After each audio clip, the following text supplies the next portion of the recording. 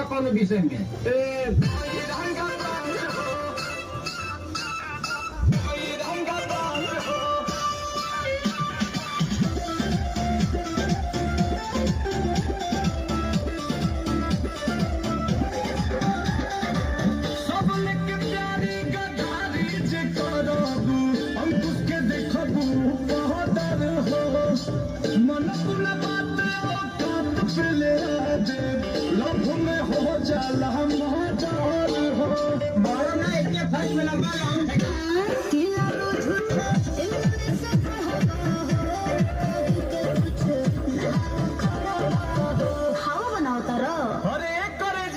हम बरसी ना खाली गरजे वाला बादल ना होई आ जदी हमरा के छोड़ के गइलू तब बुझ ली हो।